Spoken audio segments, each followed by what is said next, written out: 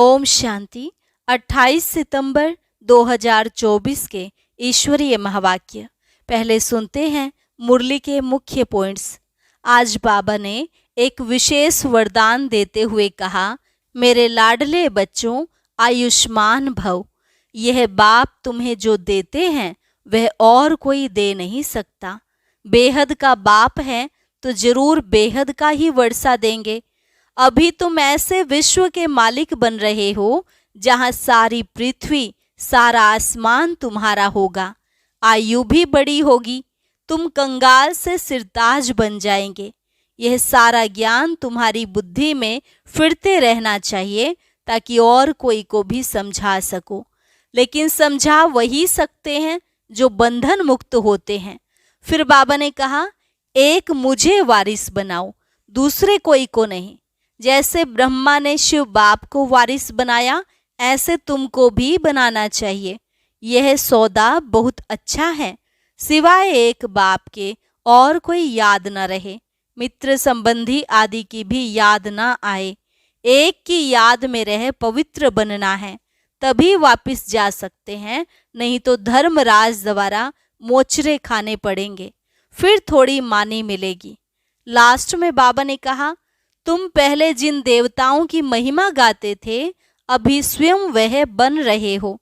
इसलिए अब किसी के आगे अंधश्रद्धा से माथा नहीं झुकाते हो। तुम्हारी बुद्धि में ये सारा ज्ञान फिरते रहना चाहिए। साथ साथ बाबा को भी याद करना है, तभी विकर्म विनाश होंगे और तुम चक्रवर्ती राजा बन जाएंगे। और अब सुनते हैं महावाक्यों को विस्तार से। मुरली का सार। मीठे बच्चे, जब तुम नंबरवार सतो प्रधान बनेंगे, तब यह नेचुरल कैलेमिटीज व विनाश का फोर्स बढ़ेगा और यह पुरानी दुनिया समाप्त होगी। प्रश्न, कौन सा पुरुषार्थ करने वालों को बाप का पूरा वर्षा प्राप्त होता है? उत्तर, पूरा वर्षा लेना है तो पहले बाप को अपना वारिस बनाओ, अर्थात जो कुछ तुम्हारे पास है वह सब बाप पर बलिहार करो। बाप को अपना बच्चा बना लो तो पूरे वर्षे के अधिकारी बन जाएंगे। दूसरी पॉइंट, संपूर्ण पवित्र बनो तब पूरा वर्षा मिलेगा। संपूर्ण पवित्र नहीं तो मोचरा खाकर थोड़ी सी मानी रोटी मिल जाएगी। ओम शांति। बच्चों को सिर्फ एक की याद में नहीं बैठना है, तीन की याद में बैठना है। भले एक ही है, परंतु तुम जानते हो वह बाप भी है, शिक्षक भी है, सतगुरु भी है। हम सबको वापस ले जाने आए हैं। यह नई बात तुम ही समझते हो। बच्चे जानते हैं, वह जो भक्ति सिखाते हैं, शास्त्र सुनाते हैं, वह सब है मनुष्य। इनको तो मनुष्य नहीं कहेंगे ना। यह तो है निराकार। निराकार आत्माओं को बैठ पढ़ाते हैं। आत्मा शरीर द्वारा सुनती है। यह ज्ञान बुद्धि में होना चाहिए। अभी तुम बेहद के बाप की याद में बैठे हो। बेहद के बाप ने कहा है, रूहानी बच्चों, मुझे याद करो तो पाप कट जाएं। यहाँ शास्त्र आदि की कोई बात नहीं। जानते हो, बाप हमको राजयोग सिखला रहे हैं। कितना भारी टीचर है। ऊंच ते ऊंच तो पद भी ऊंच ते ऊंच प्राप्त कराते हैं। जब तुम सतो प्रधान बन जाएंगे नंबरवार पुरुषार्थ अनुसार, तब फिर लड़ाई होगी, नेचुरल कैलेमिटीज भी होंगी। याद भी जरूर करना है। बुद्धि में सारा ज्ञान भी होना चाहिए। सिर्फ एक ही बार पुरुषोत्तम संगम युग पर बाप आकर समझाते हैं नई दुनिया के लिए। छोटे बच्चे भी बाप को याद करते हैं। तुम तो समझदार हो, जानते हो बाप को याद करने से विकर्म विनाश होंगे और बाप से ऊंच पद पाएंगे। यह भी जानते हो, इन लक्ष्मी नारायण ने नई दुनिया में जो पद पाया है वह शिव बाबा से ही पाया है। यह लक्ष्मी नारायण ही फिर 84 का चक्र लगाकर अभी ब्रह्मा सरस्वती बने हैं। यही फिर लक्ष्मी नारायण बनेंगे। अभी पुरुषार्थ कर रहे हैं। सृष्टि के आदि मध्य अंत का तुमको ज्ञान है। अब तुम अंधश्रद्धा से देवताओं के आगे माथा नहीं झुकाएंगे। देवताओं के आगे मनुष्य जाकर अपने को पतित सिद्ध करते हैं, कहते हैं आप सर्वगुण संपन्न हो, हम पापी विकारी हैं, कोई गुण नहीं है। तुम जिनकी महिमा गाते थे, अभी तुम स्वयं बन रहे हो। कहते हैं बाबा यह शास्त्र आदि कब से पढ़ना शुरू हुआ है? बाप कहते हैं जब से रावण राज्य शुरू हुआ है। यह सब है भक्ति की सामग्री। तुम जब यहाँ बैठते हो तो बुद्धि में सारा ज्ञान धारण होना चाहिए। यह संस्कार आत्मा ले जाएगी। भक्ति के संस्कार नहीं जाने हैं। भक्ति के संस्कार वाले पुरानी दुनिया में मनुष्यों के पास ही जन्म लेंगे। यह भी जरूर है तुम्हारी बुद्धि में यह ज्ञान का चक्र चलना चाहिए। साथ साथ बाबा को भी याद करना है। बाबा हमारा बाप भी है। बाप को याद किया तो विकर्म विनाश होंगे। बाबा हमारा टीचर भी है, तो पढ़ाई बुद्धि में आएगी और सृष्टि चक्र का ज्ञान बुद्धि में है, जिससे तुम चक्रवर्ती राजा बनेंगे। याद की यात्रा चल रही है। ओम शांति। भक्ति और ज्ञान। बाप को कहा जाता है ज्ञान का सागर। उनको भक्ति का सारा मालूम है। भक्ति कब शुरू हुई, कब पूरी होगी, मनुष्यों को यह पता नहीं। बाप ही आकर समझाते हैं। सतयुग में तुम देवी देवता विश्व के मालिक थे। वहां भक्ति का नाम नहीं, एक भी मंदिर नहीं था, सब देवी देवता ही थे। पीछे जब आधी दुनिया पुरानी होती है, यानी 2500 वर्ष पूरे होते हैं, अथवा त्रेता और द्वापर का संगम होता है, तब रावण आता है। संगम तो जरूर चाहिए।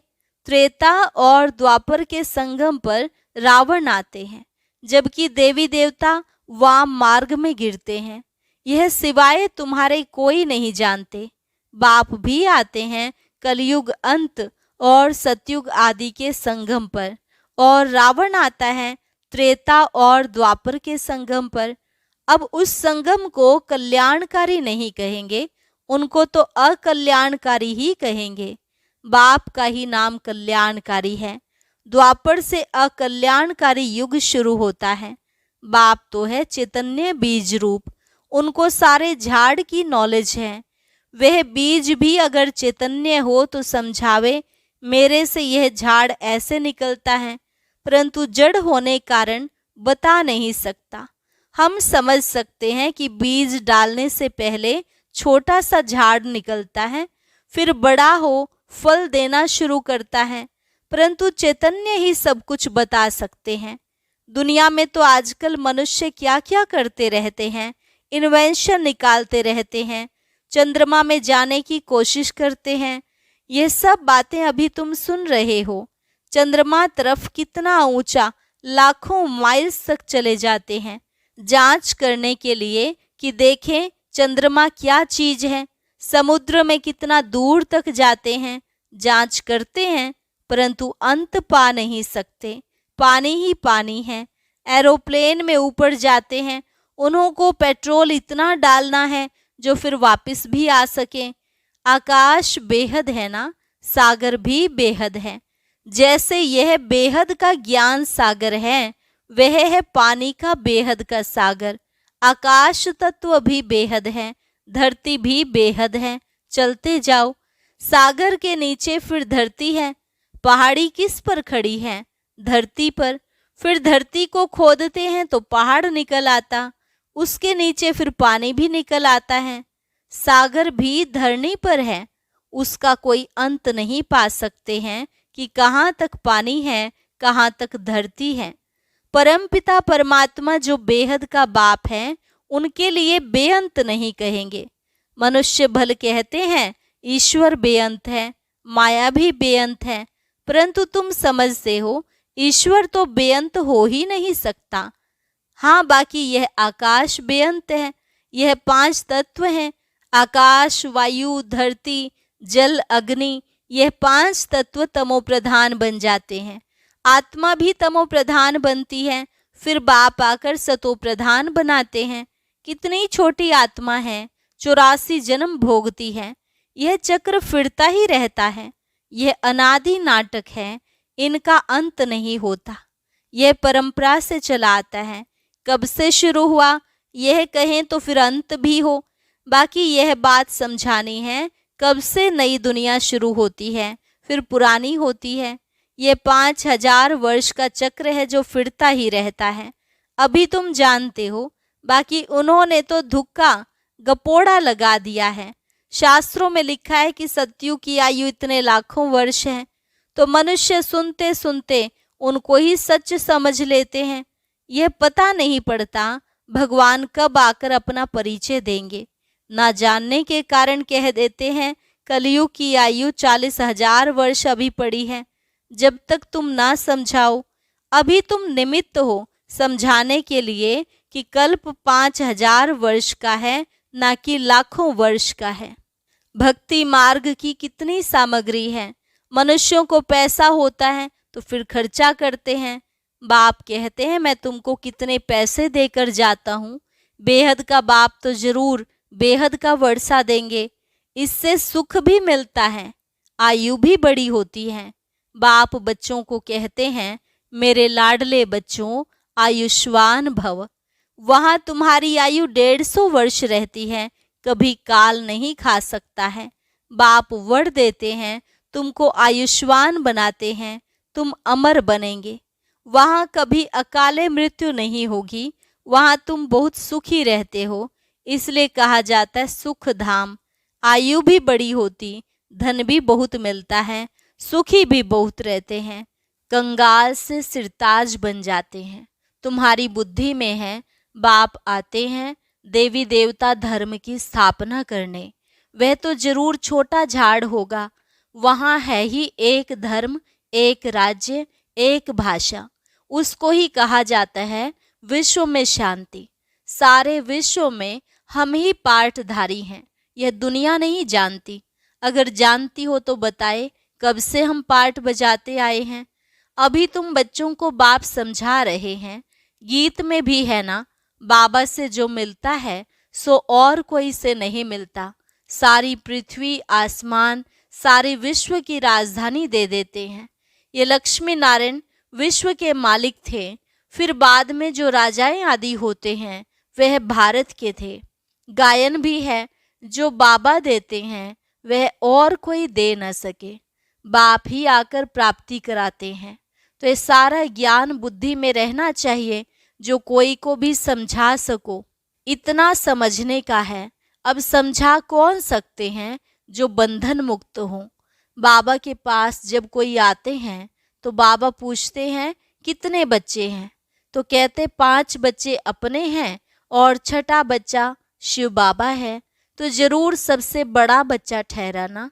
शिव बाबा के बन गए तो फिर शिव बाबा अपना बच्चा बनाए विश्व का मालिक बना देते हैं। बच्चे वारिस हो जाते हैं। ये लक्ष्मी नारायण शिव बाबा के पूरे वारिस हैं। आगे जन्म में शिव बाबा को सब कुछ दे दिया तो वर्षा जरूर बच्चों को मिलना चाहिए। बाबा ने कहा मुझे वारिस बनाओ, फिर दूसरा कोई नहीं। कहते बाबा यह सब कुछ आपका है, आपका फिर हमारा है। आप हमको सारे विश्व की बादशाही का वर्षा देते हो, क्योंकि तुमको जो कुछ था वह दे दिया। ड्रामा में नोंद है ना, अर्जुन को विनाश भी दिखाया तो चतुर्भुज भी दिखाया। अर्जुन कोई और तो नहीं है, इनको साक्षात्कार हुआ, देखा राजाई मिलती है तो क्यों न शिव बाबा को वारिस बनाऊं। वह फिर हमको वारिस बनाते हैं। यह सौदा तो बहुत अच्छा है, कभी कोई से कुछ पूछा नहीं, गुप्त सब कुछ दिया। इसको कहा जाता है गुप्त दान। किसको क्या पता इन्हों को क्या हो गया, किन्होंने समझा इनको वैराग्य आ गया, शायद सन्यासी बन गया। तो ये बच्चियां भी कहती हैं 5 बच्चे तो अपने हैं, बाकी एक बच्चा हम इनको बनाएंगे। इसने भी सब कुछ बाबा के आगे रख दिया, जिससे बहुतों की सर्विस हो। बाबा को देख सबको ख्याल आया, सब घर बार छोड़ भाग आए। वहां से ही हंगामा शुरू हुआ। घर बार छोड़ने की उन्होंने हिम्मत दिखाई। शास्त्रों में भी लिखा है भट्ठी बनी थी, क्योंकि उन्हों को एकांत जरूर चाहिए, सिवाय बाप के और कोई याद ना रहे, मित्र संबंधियों आदि की भी याद न रहे, क्योंकि आत्मा जो पतित बनी है उनको पावन जरूर बनाना है। बाप कहते हैं गृहस्थ व्यवहार में रहते पवित्र बनो, इस पर ही मुसीबत आती है। कहते थे ये स्त्री पुरुष के बीच में झगड़ा डालने वाला ज्ञान है, क्योंकि एक पवित्र बने दूसरा ना बने तो मारा मारी चल पड़े। इन सब ने मारें खाई हैं, क्योंकि अचानक नई बात हुई ना, सब आश्चर्य खाने लगे कि यह क्या हुआ जो इतने सब भागते हैं। मनुष्यों में समझ तो नहीं है, इतना कहते थे कोई ताकत है। ऐसा तो कभी हुआ नहीं जो अपना घर बार छोड़ भागे। ड्रामा में यह सब चरित्र शिव बाबा के हैं। कोई हाथ खाली भागे, यह भी खेल है। घर बार आदि सब छोड़ भागे, कुछ भी याद नहीं रहा, बाकी सिर्फ ये शरीर है जिससे काम करना है। आत्मा को भी याद की यात्रा से पवित्र बनाना है, तभी पवित्र आत्माएं वापस जा सकती हैं। स्वर्ग में अपवित्र आत्मा तो जा न सके, कायदा नहीं। मुक्ति धाम में पवित्र ही चाहिए। पवित्र बनने में ही कितने विघ्न पड़ते हैं। आगे कोई सत्संग आदि में जाने के लिए रुकावट थोड़ी होती थी, कहाँ भी चले जाते थे। यहाँ पवित्रता के कारण विघ्न पड़ते हैं।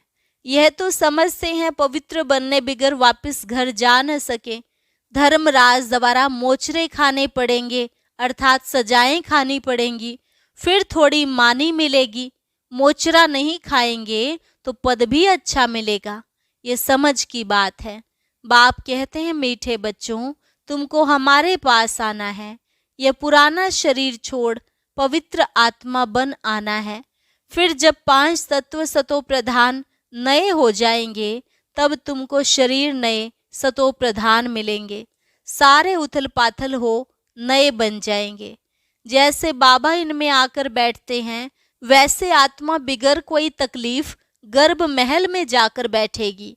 फिर जब समय होता है तो बाहर आ जाती है, तो जैसे बिजली चमक जाती है, क्योंकि आत्मा पवित्र है। ये सब ड्रामा में नोंद है। अच्छा मीठे मीठे सिकिल अधे बच्चों प्रति माता पिता बाप दादा का याद प्यार और गुड मॉर्निंग। रूहानी बाप की रूहानी बच्चों को नमस्ते। रूहानी बच्चों की रूहानी बाप दादा को नमस्ते नमस्ते, गुड मॉर्निंग। धारणा के लिए मुख्य सार। पहली पॉइंट, आत्मा को पावन बनाने के लिए एकांत की भट्ठी में रहना है। एक बाप के सिवाय दूसरा कोई भी मित्र संबंधी याद ना आए। बुद्धि में सारा ज्ञान रख, बंधन मुक्त बन, दूसरों की सर्विस करनी है। बाप से सच्चा सौदा करना है। जैसे बाप ने सब कुछ गुप्त किया, ऐसे गुप्त दान करना है। वरदान, माया के विकराल रूप के खेल को साक्षी होकर देखने वाले माया जीत भव। माया के विकराल रूप के खेल को साक्षी होकर देखने वाले माया जीत भव। माया को वेलकम करने वाले उसके विकराल रूप को देखकर घबराते नहीं। साक्षी होकर खेल देखने से मजा आता है, क्योंकि माया का बाहर से शेर का रूप है, लेकिन उसमें ताकत बिल्ली जितनी भी नहीं है। सिर्फ आप घबराकर उसे बड़ा बना देते हो। क्या करूं, कैसे होगा। लेकिन यही पाठ याद रखो, जो हो रहा है वो अच्छा, और जो होने वाला है वो और अच्छा। साक्षी होकर खेल देखो तो माया जीत बन जाएंगे। स्लोगन, जो सहनशील हैं वे किसी के भाव स्वभाव में जलते नहीं। व्यर्थ बातों को एक कान से सुन दूसरे से निकाल देते हैं। जो सहनशील हैं वे किसी के भाव स्वभाव में जलते नहीं। व्यर्थ बातों को एक कान से सुन दूसरे से निकाल देते हैं। अच्छा, ओम शांति। आज के ज्ञान मोती में बाबा ने ब्राह्मणों को एक ऐसा मंत्र दिया है जिससे वह जो चाहे प्राप्त कर सकते हैं। यह वंडरफुल मंत्र जानने के लिए ऊपर दिए गए बॉक्स पर क्लिक करें।